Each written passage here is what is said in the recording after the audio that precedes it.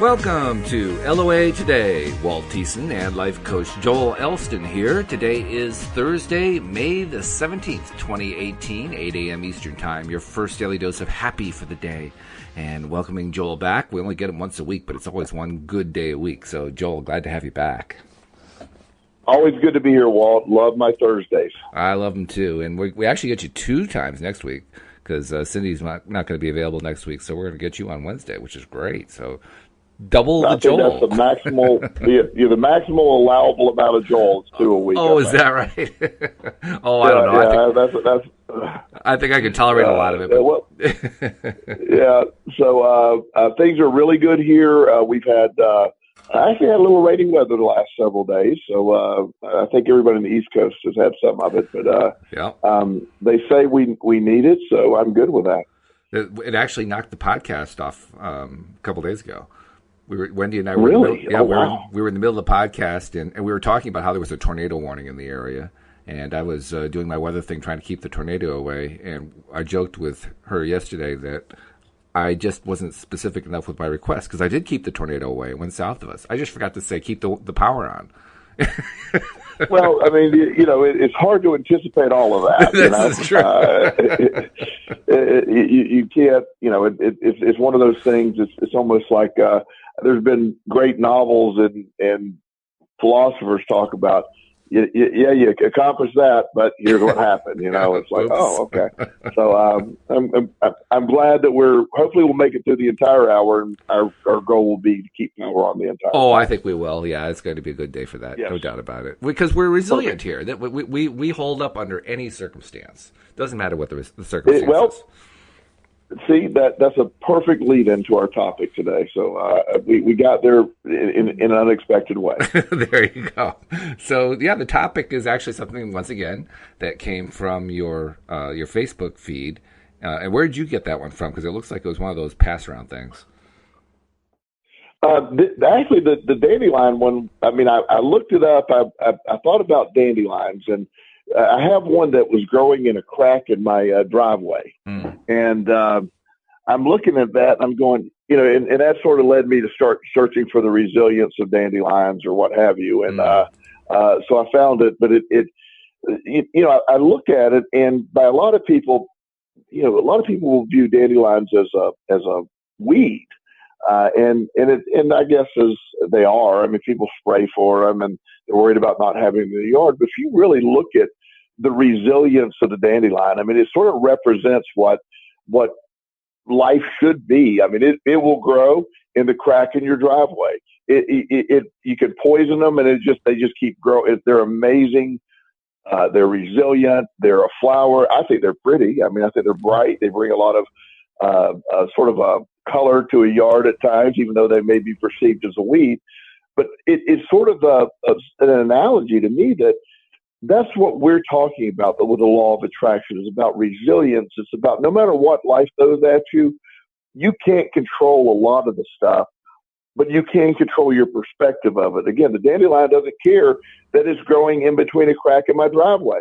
It doesn't care. It's growing. It's doing its job. It's what it does. And that's it's amazingly inspiring to me when I look at examples in nature, despite all the energy and effort to rid the world of dandelions, they're proficient in just being. And you look at an orchid, which is absolutely beautiful. Try to keep an orchid alive in your yard for about a week. You can have all the attention paid to it. You can do it it's just random. It's very fragile. It's beautiful, and I'm glad that they're out there, but they're not resilient. They're very easy to kill. They die for no reason. Too much water, too little water, too much light, not enough light. It literally operates in a tiny area that it can survive, whereas a dandelion is incredibly resilient. And that's what the law of attraction gives us, Walt, is the ability to look at whatever has been thrown our way and move forward. I actually am listening.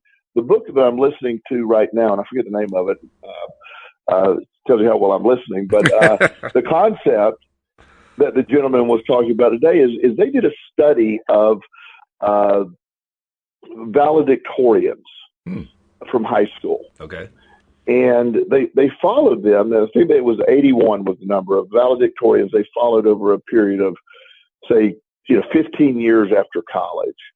And 95% of them graduated college with their average GPA of about 3.6 in college. Really good, very successful. Sounds about right.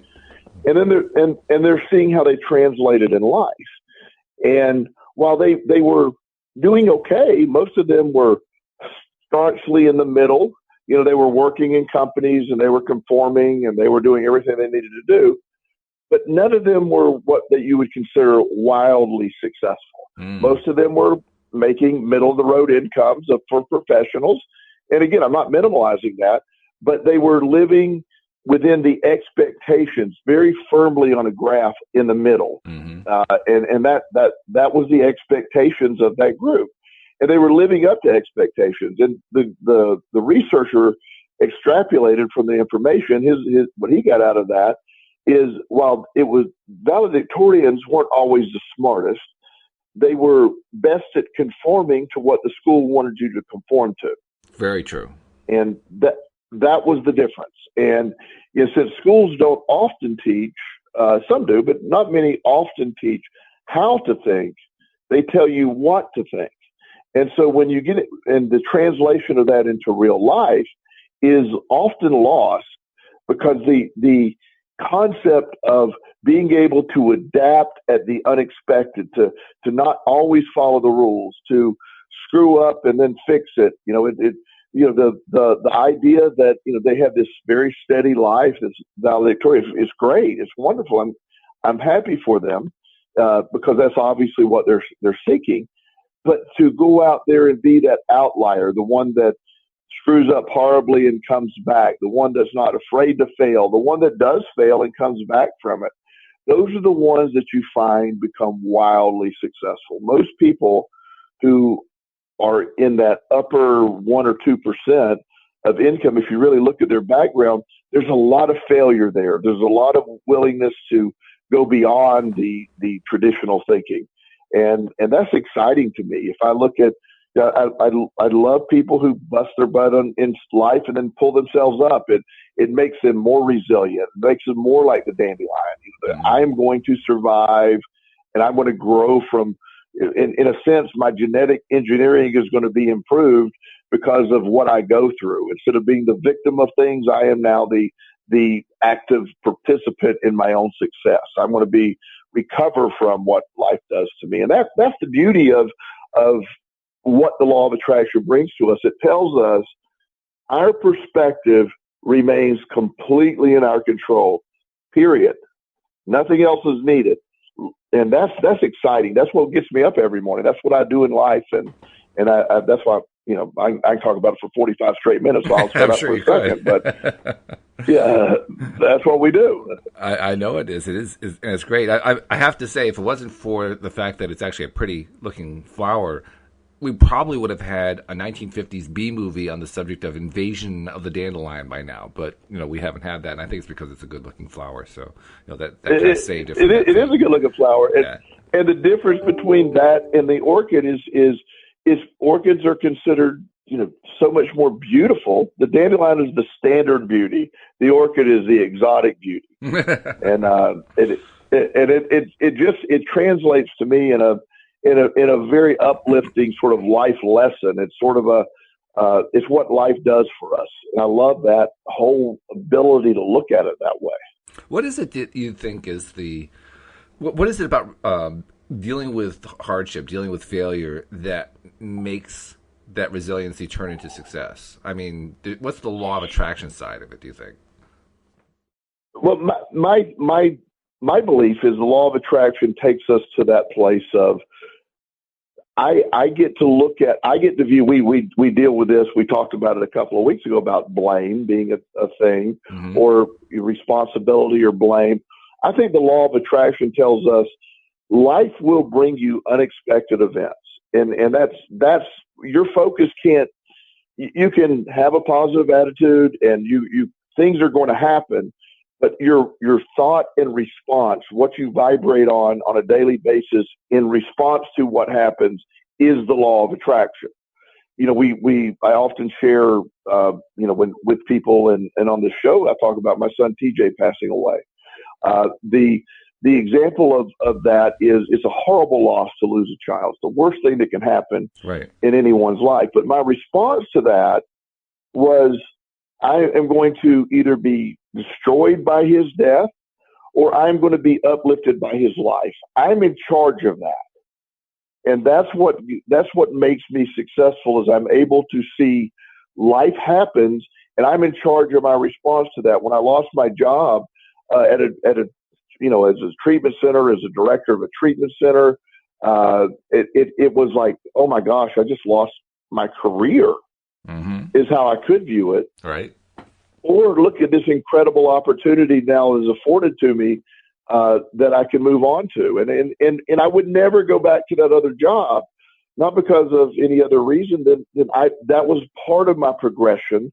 I'm grateful that I lost my job, because it put me in this situation today that I'm in.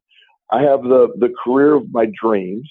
I do what I want to do. I have sort of manifested a life, and my response to it came from what a lot of people would view as horrible traumas or tragedies and stuff. And while I'm certainly not saying my son's death isn't a trauma or tragedy, my response to that every day of my life remains in my control. And so things will happen.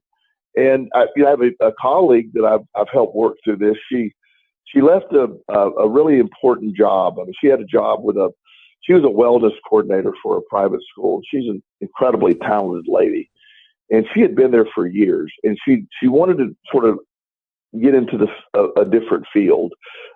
She's very much into sort of addiction work, and she wanted to do some work there. Well, she left the job of many years and went to work for a facility that actually failed, or is in the process of failing.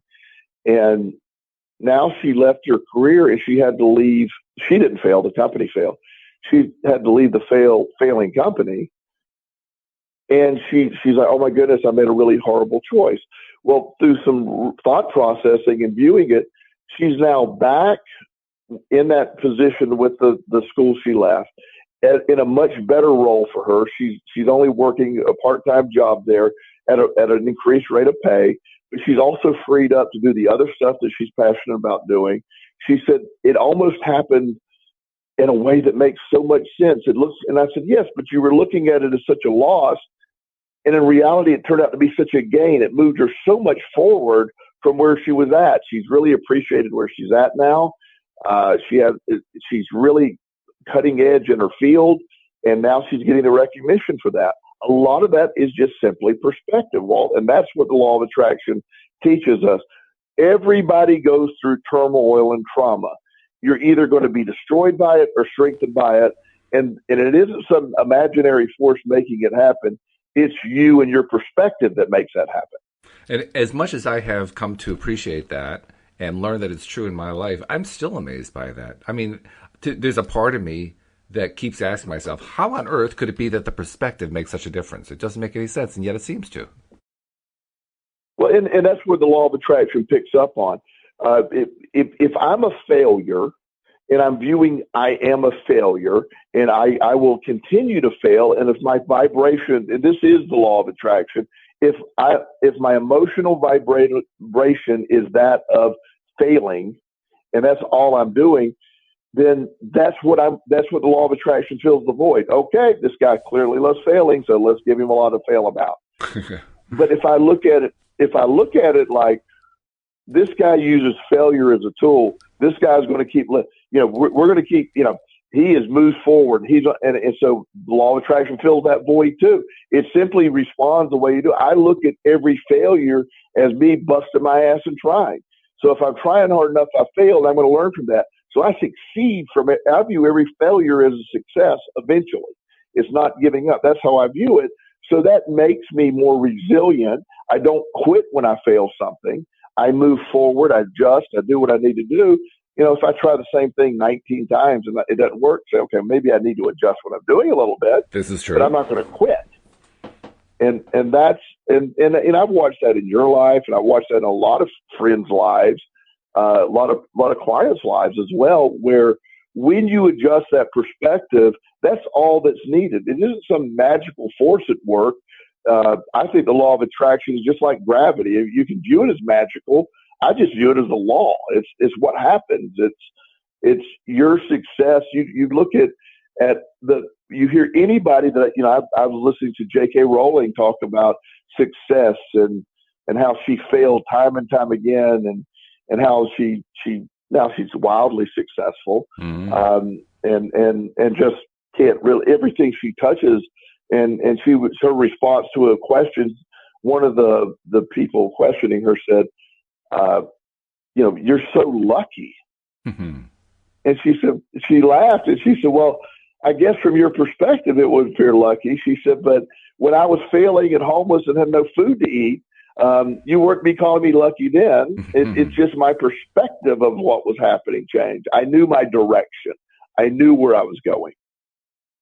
Which is a powerful thing. I mean, because so many of us, I've gone through large chunks of my life not really having a clear idea of where I wanted to go.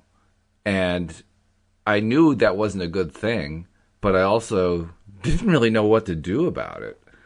And part of it was due to some, what we now call limiting beliefs that I had, beliefs that led me to say, well, I really don't have a whole lot of options. There are only certain things I know how to do that I can earn a living at, and so I can only do those things, and I don't really enjoy any of them, but, I'm kind of locked in. Limiting beliefs that kept me from expanding my horizons, so to speak. So when you're in that space, that head space, so to speak, of having those beliefs, you really don't see any possibilities. And I think that's probably the thing that holds people back more than anything else, not being able to see the possibilities. So, like, when you're dealing with a client who has a similar kind of situation going on, for whatever reason, they're blocking themselves, they can't see the possibilities, how do you help them unblock?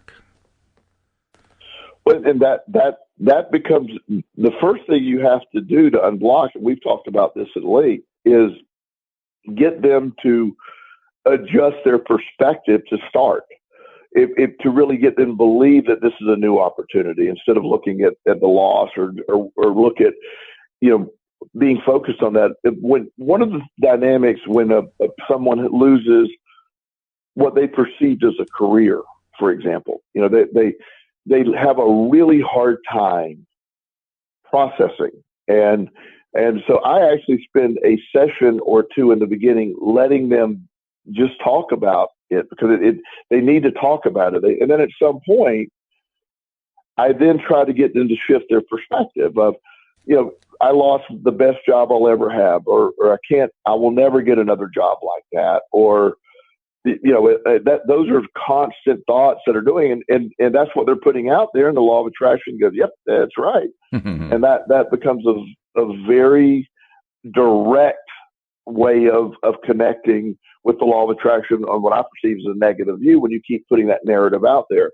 But sitting down with a client and walking them through the process and using examples of people who have failed epically and ended up with far more than they ever wanted to do. Nobody ever set out, to go do great things. I do believe everybody sets out to do great things, but great things aren't realized until almost every great accomplishment. If I were to sit down with every great company, every perceived great company, and speak with the CEO or the founder of that company, I would almost guarantee you 99% of them would tell a story of struggle and failure and almost not making it. Yeah. And you hear, like Apple. When I think of successful companies, I think of Apple. They whether you like Apple or not, you can't argue with them being a successful, profitable company. And there was a time when Apple was on the edge of bankruptcy. They were almost done. 1990s. Their stock was pennies, basically. You could have, I won't tell everybody you put $1,000 at a certain time and be worth about $10 million now, but it's one of those things that Apple was written off as being done. they had a hard, they were sort of considered just, okay, they're behind the times.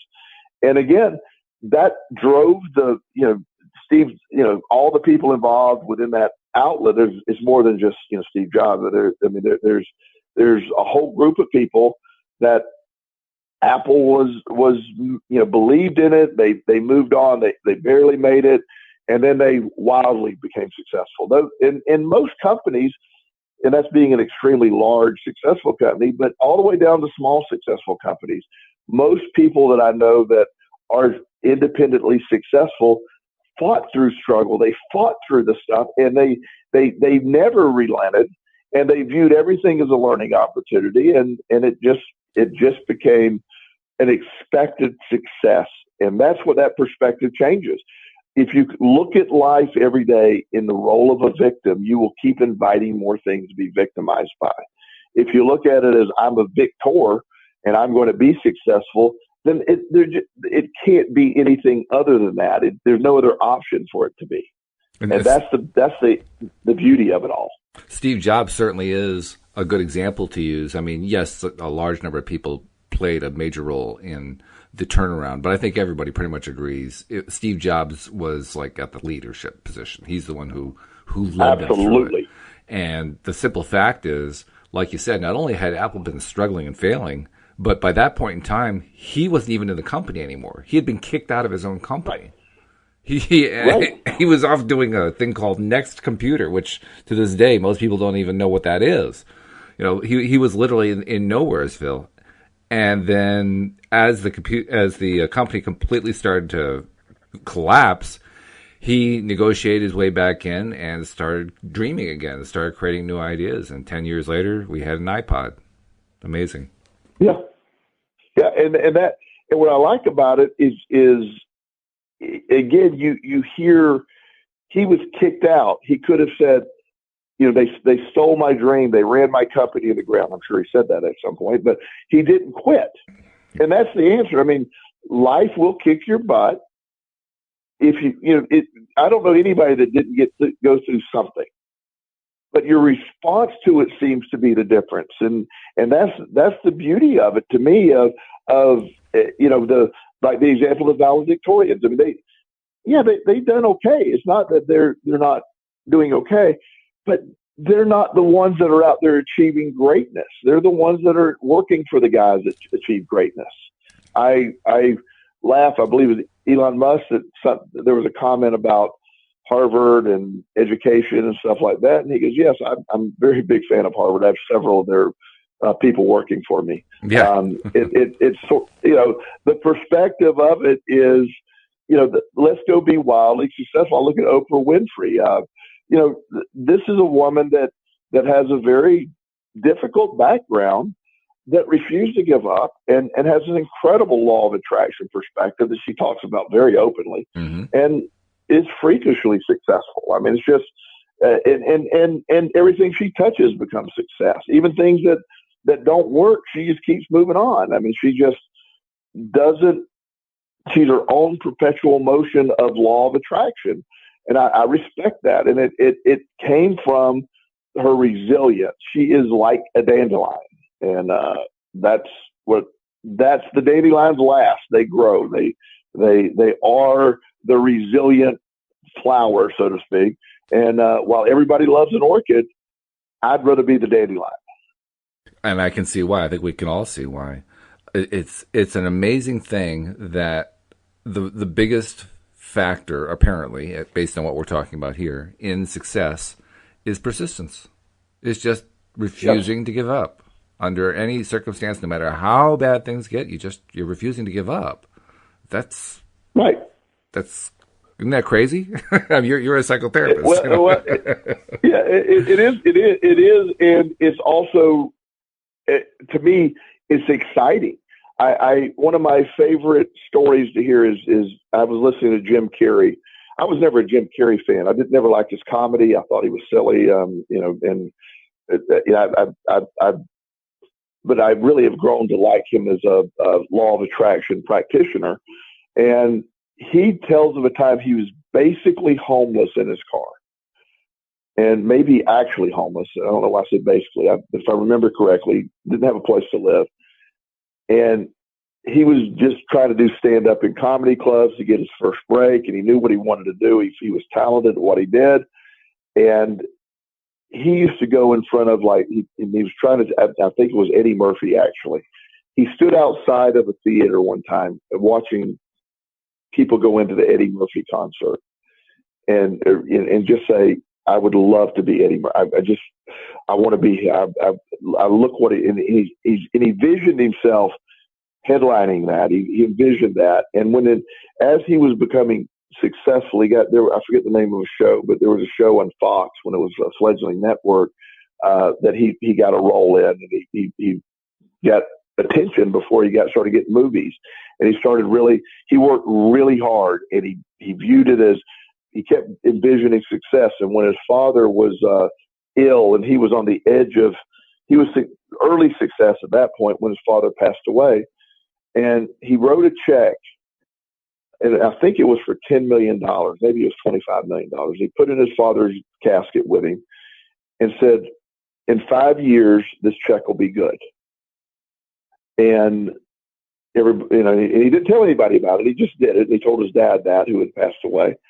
And literally within a week of 5 years to that day, he signed the contract for The Mask 2, which was an incredible thing. And his salary was $35 million. The check was good.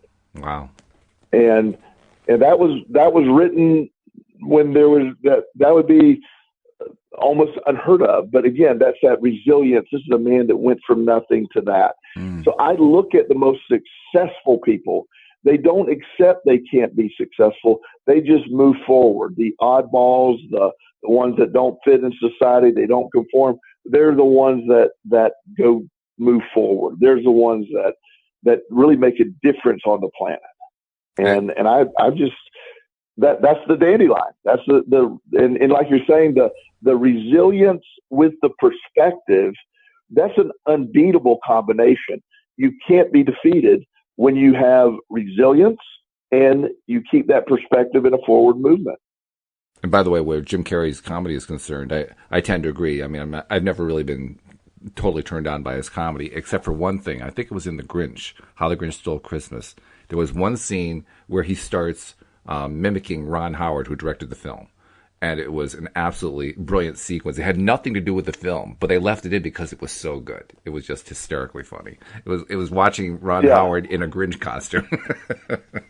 It was really good. Well, and he is funny. It's just what he found success in, that slapsticky, like Dumb and Dumber. I tried to watch about 9 minutes of Dumb and Dumber and had to stop. But again, it's just not my type of comedy. But at the end of the day, he found what worked and he applied it. He's successful, and it just, and there's countless stories. I look at every leader in industry. I look at almost everyone can tell a story. If I could write a book one day, and Napoleon Hill actually did this, but sort of in a different way, of just interviewing these people who are successful and seeing the non-traditional ways they got there. Yeah, and I don't mean there's people that achieve. I know doctors. I work with a lot of doctors, and they're very traditional. They go through an ungodly amount of school. They open their practice, and most of them do very well. So it isn't that they can't do very well, but it's just none of them are outliers. None of them are way extreme. There's very few of them that make it out there. They might be making $1 million a year. It's great, but they never get out there to where they're just creating. They're not the wealthiest people in the world. It's not that. They're wealthy, and they're certainly doing great, but it's not that level that I'm talking about. It's the people that just are willing to take it beyond what society thinks is the answer, and they thrive. And by the way, doctors are very resilient. Otherwise, they don't become doctors. I mean, first of all, you have to pass organic chemistry. Anybody who can pass organic chemistry is resilient, because that is the most boring subject on the face of the planet. So if you can pass that one, you're doing great. and then you have to jump through all the hoops, not only getting your undergraduate degree and your graduate degree and so forth, but then you have to go on to get the doctor's degree, right? And then once you get that, then you have to become a resident, and then it's just like one thing after another, after another, after another. They have hoop after hoop to jump through. So that does require a certain degree of resilience. But you're right; it's an expected kind of resilience. It's not the out of the box kind of resilience. Right, and again, it certainly works. And I'm by no means, I'm going to have doctor friends listening saying, "What are you talking about?" I'm certainly not critical. I admire their, like I said, the resilience. I mean, what they do to most doctors in their residency should be criminal. It's ridiculous. And their job is, and part of it is, it's almost like boot camp. Let's weed you out. If you can't handle this, you work ridiculous hours, and they're always with the worst shifts, and they're always in the worst places, and but it builds where they're going, and so from that perspective, it certainly is. But the idea that whatever path we're taking, the beauty and the exciting piece, and what I want our audience to understand is, no matter where you are, at any point in time, you can pivot in the law of attraction to the positive. You can attract. You can be the greatest victim in the entire planet and everything go against you, but instantly you can change your perspective. It can change in a moment's notice, and then your fortunes change in a moment's notice. Most people don't, because it takes a while to do the change, but I have seen, that's why I like working with younger people with the law of attraction concepts, because they have a less of a negative mindset from years. It's not as sort of in their brain as much for as long, so they're more susceptible to the concepts of the law of attraction because they don't have such a history. Give me a 13 or 14-year-old that really wants to implement this, they're magical in how they do it. They do it in a way that, wow, I guess I'm intimidated sometimes how easy they're able to do it and really make it work. Yeah. But no matter who you are, you'd be 70 years old and have never been successful, and you can pivot here using these concepts and become successful. You could be, on disability, sitting in your chair going, "But this doesn't apply to me. You don't know my situation." And I'm going, "Yeah, I do. I mean, I don't know your exact situation, but I promise you, I know people with no legs that have done this. I know people who have had severe brain injuries that have done this. There's no reason that this can't work." And accepting that and then moving forward, it is the gift. It is the anti-victim mode. It's what we place ourselves in. It's such an exciting concept. And once we do it, life changes drastically. How do you say something, though, to somebody like, you mentioned somebody who, lost their use of their limbs or they had some horrific accident or whatever. How do you look somebody like that in the eye and tell them you're going to turn this around? Because that's a hard one to believe when you have your limbs, when you have all of it going for you. How do you do that? Yeah. Well, fortunately, there's, first of all, in the beginning, you have to approach it in a way, at least I do, that, I can't walk into somebody and just immediately, there has to be some kind of rapport developed where they can start to trust and understand that, okay, that maybe what this guy is saying is true. So if I just simply walk in and boom, here's what we're doing, and they're going to know you're crazy. But as time, there's tons of examples. There's, there are people that, there's one guy, he does motivational speaking. He doesn't have any arms or legs. I don't know if you've ever seen the guy. I forget his name. He's successful. He does great. It's just finding the idea that within us is the success. It's not what's on the outside. The real law of attraction responds to the inside and will overcome whatever obstacle it has to. Again, it's the law. It's gravity. Does gravity say, sorry, since you don't have any legs, I'm not going to pull you to the ground when you fall? No, gravity doesn't care. It's true. Gravity will pull you down. It's the law. The law of attraction is a law. It doesn't want you to fail. It doesn't want you to succeed. It doesn't care. It just wants to respond. It just responds to what you are.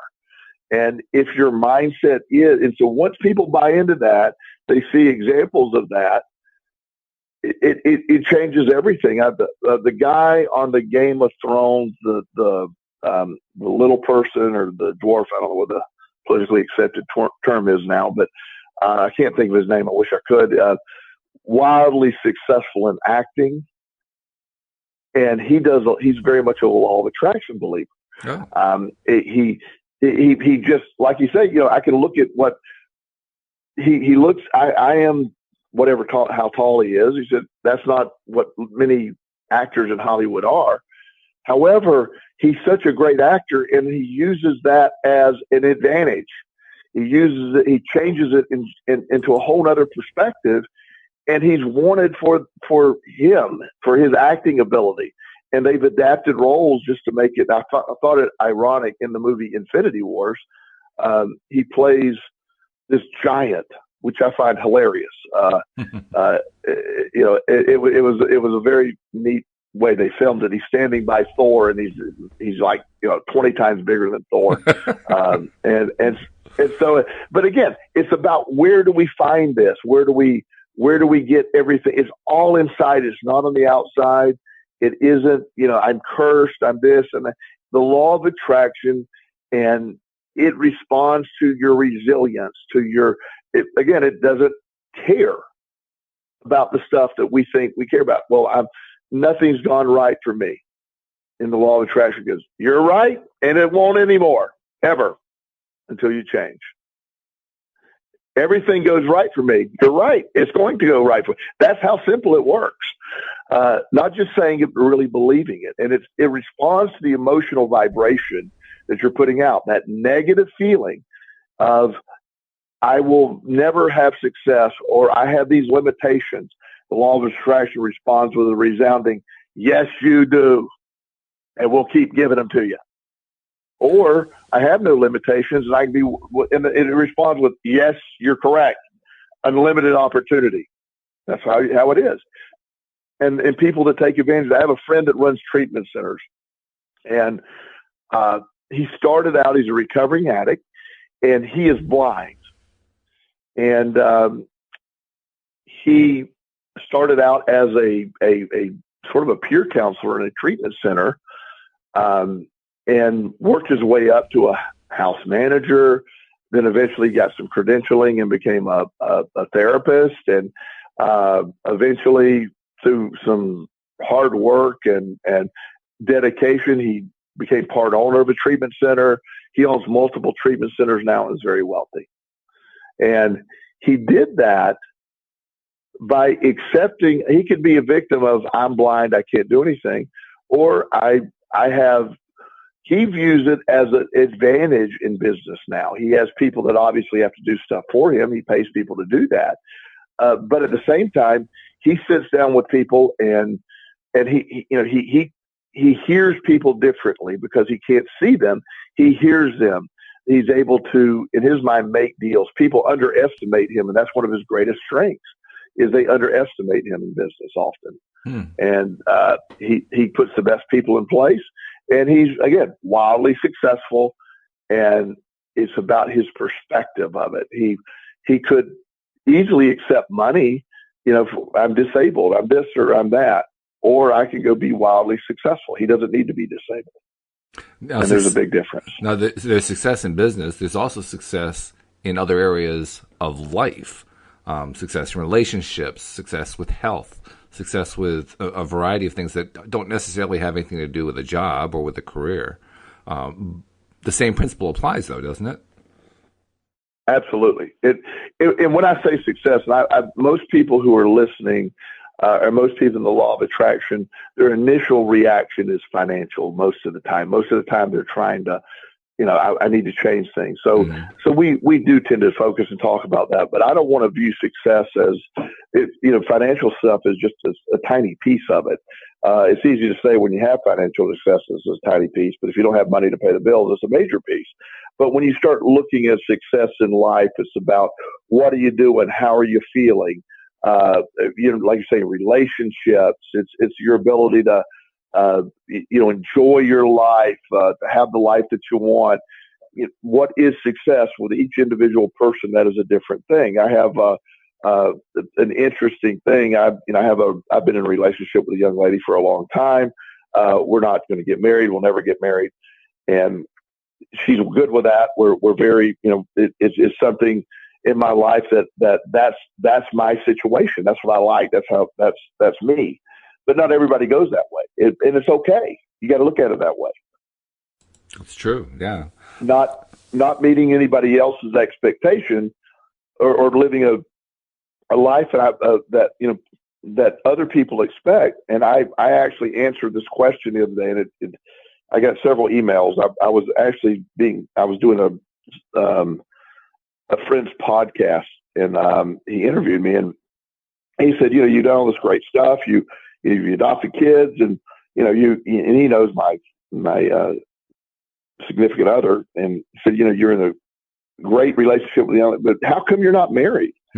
And I said, well, that's probably $1 million question that, I made a joke of it, and he kept coming back to it.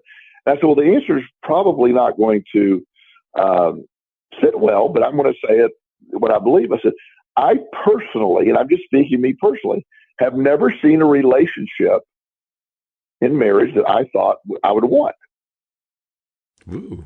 And he was like, "Oh, really?" Yeah, I said, I just, and maybe it's because the field that I'm in, and I see what I see is usually a lot of stuff that is like, wow. But that's just me personally. Mm-hmm. And I know other people that say the other side. So I'm completely great with the other side. But you're asking me? No, I've never seen a marriage, and I'll be like, oh my God, thank God for that. That's a wonderful situation.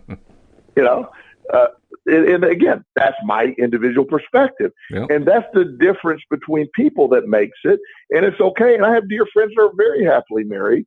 And when I said, one guy who had heard me say that before, he goes, well, what about my marriage? I have a great marriage. I go, I'm great. I'm super glad that's great for you. But he doesn't quite understand what, I wouldn't want to, I love the concept. For me, these are things that are very important to me. This is talking about the differences of success. If Friday night I want to get on a plane and go to Florida for a week, that's what I want to do. If I want to go work out at 10 o'clock at night, that's what I want to do. And, I've come very much to, I love the independence and the flexibility of being single. It's a great thing for me. Mm. And that other people don't value that. I like, being a parent. I actually think, especially dealing with kids that have had some issues, being a dad, I think it can be a better scenario when you don't have competing ideas, when you can have, when you don't have the debate between parents of what's the right thing to do. I think sometimes it's a clearer message from a single parent if it's done properly. So there's advantages. I just choose to look at the advantage. It's not negative toward marriage. It's what I personally believe. Success is an individual definition. So whether it's relationships or business or no matter what you're looking at, it's what you believe. Do you believe you're successful? Are you happy? All that stuff. That's the beauty of all of this, Walt. And that's what I love about the law of attraction. It keeps us really open to everything. Yeah, sure. Now, I want to kind of go off in a slightly different direction here. And there's actually two different prongs on this direction. One prong is a lot of people, especially if they're looking at LOA for the first time, will tend to bring out the extreme cases. Well, what about this? Well, what about that, right? What about somebody who's got a dread disease and they've got 6 months to live, and how's the law of attraction going to help them with that? So that's one of the prongs. Another prong is more along the lines of, well, what can I do, rather than being just plain skeptical. I'm facing this enormous barrier in front of me. I can't see any way around it. Why should I start believing that there's a way around this? Well, one of the, right back to that same thing, the perspective. I'll start with, the barrier question. I have this, and I look at it like, has there ever been anyone to get out of the situation or overcome the situation that you're in? And I'm unaware of anyone that can say, yes, I'm sure there has been. So there's precedence that this can happen. So if you start with there's precedence, then you have a choice to pursue I want to go after that. I think I can do that. As I said, there was a time in my life, Walt, where I was facing felony criminal charges. I owed $250,000 in credit card debt. I was homeless. My family wasn't speaking to me. My fiance had dumped me. I didn't have a car. I had nothing. That is an insurmountable situation. I cannot imagine getting out through that. There's no way. And yet you did. But here I am. Yeah. I did. And so you start with it's been done. And you start with, what's the best way to eat an elephant? One bite at a time. You start walking through people through little successes. You start helping them have little victories, and the little victories become bigger victories and become bigger victories. So no matter what you're facing, there is now, is it going to, here's another way to look at it. And I'll use this example sort of on the same time. I'm facing a felony criminal charge. I may go to jail. This was many years ago. Mm-hmm. Yeah, I went to jail. Now, did I get away from that? No, I went to jail. And so if my goal was I can't handle jail, I can't, well, no, that I had to do. But my response to that is the answer, Walt. I can't stop everything from happening. The law of attraction will not allow you, or doesn't give you it doesn't allow you to escape consequences. It doesn't allow you not to be responsible. It allows you to overcome what you do. It allows you to overcome the slips in life. It allows you, there's no one that can't recover from anything. And and that sort of tails into that first one you're talking about. I have this disease and stage 4 liver cancer, and the doctors can't do anything. I'm going to die. And I'm not saying that, that might not be the case. It may be too late. However, there are people who, after they've been given their final diagnosis, they have 6 months to live, decide to mentally attack it, use the law of attraction. There's multiple cases out there of people who have overcome incurable diseases for no explanation. A lot of people say, like, I know some people say, well, they go on an all green diet, or they do this, whatever. It's whatever they do. It's the body responding to it. They're believing it's working. The mind, there are people who believe, doctors who believe. In fact, I talked to a cancer doctor the other day, and he says at some point in our lives, everybody has quote unquote cancer in their body. Mm-hmm. But the body defeats it. The immune system kills it. It's when the immune system gets off or whatever that it can't. So the concept that we all at some point have something, but you don't know it. You don't know the body said, oh, there's a little tumor growing there. Let's just kick its butt. It does that all the time. And that is such an amazing gift, that the body has the ability to do it. That's the thing. That's what matters. And that perspective does help you change. I see a lot. I've been paying attention on Facebook and in the Facebook groups about LOA. I see a lot of people who, how do you describe it? They're trying to use the law of attraction to make things happen within their limited expectations. I know that doesn't sound it doesn't sound like it makes any sense at all. But let me give a concrete example, and maybe you'll see what I mean. I've seen in the last week probably 4 or 5 different people who are clearly they're in college or in high school, but usually it's in college. And they're posting something along the lines of, I haven't studied my subject, but I need to get a good grade. Can the law of attraction get me a good grade? So they're saying, I am limited by my beliefs. I am limited by what I'm willing to do, but I want the law of attraction to perform some magic. Right. That is such a frustrating plight. First of all, it's like we were talking about the asking the law of attraction to provide magic is like asking gravity again to provide magic. Mm. Gravity, please don't apply right now. Well, sorry, gravity has never not done that. That's true. It always applies. Yep. It every day is consistent. It applies. The exact same thing. It's absolutely the exact same thing. The law of attraction, can it get you a good grade? Can it do that? And the bigger, when you're stuck on, I have a test coming up, I haven't studied, I haven't turned in my homework, I'm unprepared in the test tomorrow, and I need the law of attraction to work. Never seen it work that way, ever. Period. And I have to say, I don't even understand the perspective, because why are you even pursuing the grade? Why are you even pursuing the goal of the degree if you don't want to know it? Right. I don't understand that. But if somebody came to me with that exact scenario, that's a perfect example, Walt. I would start by reframing their thought process. I would start by saying, look, we're not this test tomorrow or next week. You know, I'm not saying don't try hard, blah, blah, blah, and all that, but it's irrelevant. We got to readjust your thinking. What are you trying to do here? Are you after a grade or are you after the information? What are you doing it for? We have to adjust how you're viewing this whole concept. What are you after? It's about success. Is success to you this, or is success to you that? We have to redefine what success is, or at least help them see what their goals are.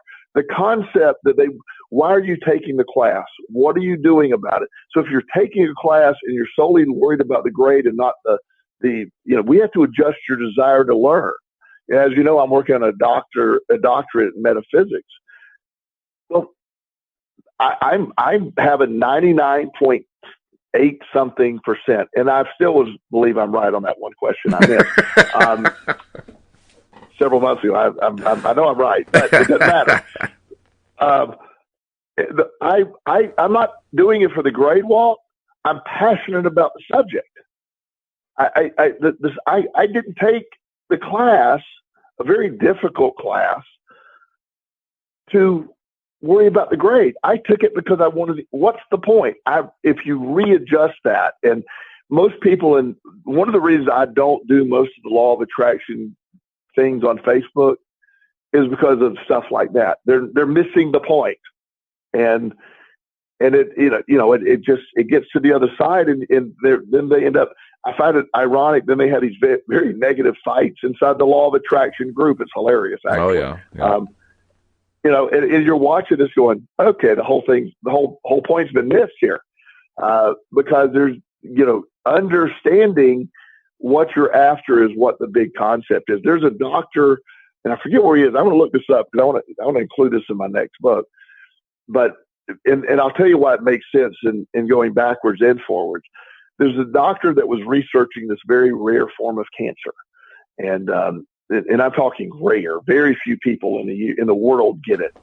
And he was written a letter many years ago by a mom whose son had this very rare form of cancer, and nobody was researching it because not enough people get it, and so it didn't really require a lot. So for some reason, he wanted to make that his passion, and he studied it, and it was very rare, and they can find no commonalities of genetic. There's no reason why people get this that he could figure it out. But again, like 10 people a year get this in the world. Yep. More people win the lottery twice in a year than get this disease. So with all this processing, he figured out randomly he gets this same disease, and he dies within 3 months. That's a very odd. What brought that to him? Was it his attraction to it? Did he attract that disease? Sure sounds like it. And yeah, and so and again, if your family were to have me live, this is by no means being critical of the man. I find it fascinating that he was diagnosed with this disease and died from it because his thought process. So if it works that way, it works the other way. And ironically, most people would be willing to, especially early in the skeptical look at the law of attraction, most people would hear that story and go, well, I can believe he thought about it and created it. Well, if you can think about it and create it, you can think about health and create it. As long as you're breathing, there's an opportunity to live. There's an opportunity to be the dandelion. When they spray a dandelion with poison, they generally keep living, or at least they come back. The roots are still there. Mm-hmm. And that's sort of the concept here in life of, yes. And people, I always tell people, follow your doctor. I am not a medical doctor. I'm not an oncologist. I want you to follow what your doctor's saying. I believe an equal part of this, if not a more important part of this, is your perspective and thought of what the treatment's doing. There's an actress who you may remember, Valerie Harper. Oh, yeah. Very famous actor, Mary Tyler Moore Show. Mm-hmm. In 2013, she was diagnosed with a very rare cancer that created the brain hemorrhages and all this stuff. And she was given 3 months to live. That was it. She'd been on chemo. There's nothing else they can do. Yep. It was over. She's thriving right now, alive and well. 3 years later, she's in better health than she was then. She doesn't have cancer anymore. That's really something. It really, all she did was she ate right, exercised, and changed her perspective.